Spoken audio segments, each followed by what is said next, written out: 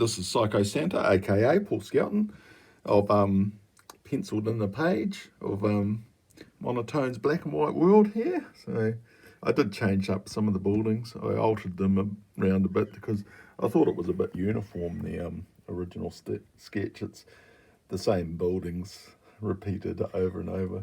I've altered the spaceship a bit. I've added a bit more, could you call it perspective? I'm not sure.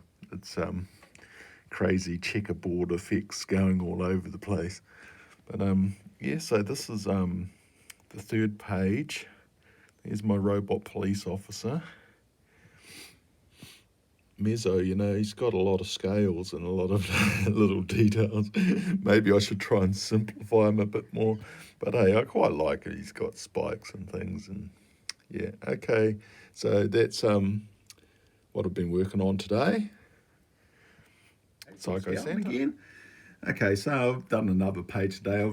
I'm doing another evening video because I was finished up around lunchtime with my page, and I had to go to work, and so I thought I'll come back later and I'll do a video. So this is the dyslexia sketch. So these are the original sketches. Those things on the side of the robot, I tilted them around the other way, I think, on the other page. But anyway, this is the, try not to get too big a shadow. I've got Monotone sort of looking back at the robot, where in the dyslexia sketch she looks taller and stuff, and she's just walking away type thing, but I've sort of got her looking over her shoulder a bit more there, and yeah, the 6B pencil's looking a bit thick and stuff, and it's them walking down the checkered path, and the hand, I was playing around with that a lot. I wanted it to sort of look almost like a snaky like hand coming up.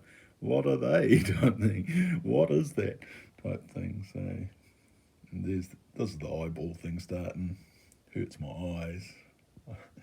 Eyes are sort of exploding. And he's maybe I should thicken up his head a bit. You can't really see his head too much. It's not too bad. Could be because I'm wearing my glasses there. I need to take my glasses off and look at these things sometimes. And hope you enjoyed that. It's Psycho Santa. Hey, Paul Skelton. I'm going to do another disclaimer. It's the 12th of August. So MEZO number 2 is entirely fictional, created by Paul Skelton in 2020. MEZO was produced by Paul Skelton in 2020. Any similarity to other publications or real persons is purely coincidental. Characters, places, logos and names may not be reproduced without permission from Paul Skelton. Copyright 2020. Right, so I've worked on this page today. This is MEZO flipping over and destroying a robot. And I've made the circuits and stuff black and white inside of it as well.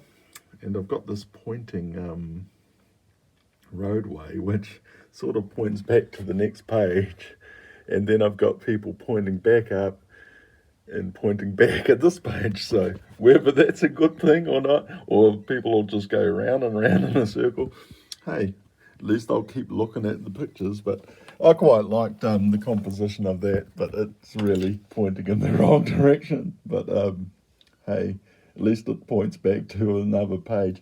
But whether people will do that, I don't know. But I thought, oh, that's really pointing out. And there's a few things that are pointing up, and there's his finger is sort of pointing across, where things should be pointing across this way. It's like, go, read this way. But hey, I like to be a bit experimental sometimes. So yeah, this is page number 5 of MEZO number 2. So hope you enjoyed that. Psycho Santa signing off. Skelton. I've penciled in the page today, so I've tried to do this page here. I'll just sit down for a bit.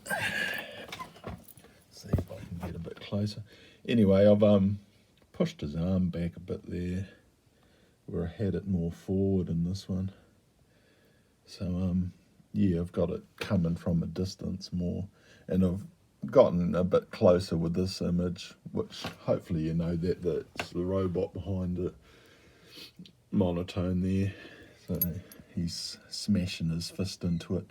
It's yeah, I've got him still quite a ways away in that picture, and you can see little details of the robot, but I thought I'd like him to come right up close and get his claw right in there.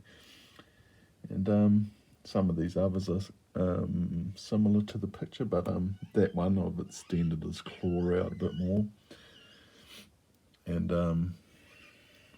I've altered the building a little bit. I've got it quite a bit closer there, and this robot at the bottom, I've got his eyes turned black, so the screen turns into his eyes.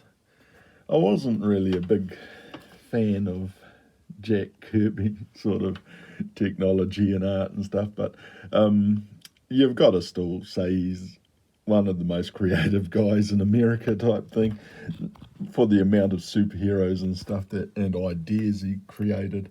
But his actual style, I'm more of a 2000 AD person, if I haven't said so before, but you can sort of see in Brent Evans, I think, art, that they're influenced by Kirby. You know, his influence has spread to a lot of artists. But yeah, there's a lot of, was it McMahon that Brent Evans teamed up with for ABC Warriors and stuff? There's a lot of stuff in ABC Warriors, like the Mess and earlier parts, Silverhorn, I think is his name and stuff. But there was this amazing art they'd do together type thing, and you can sort of see a bit of Kirby influence, whether there's a more monstery tone to some of Brent and McMahon's work.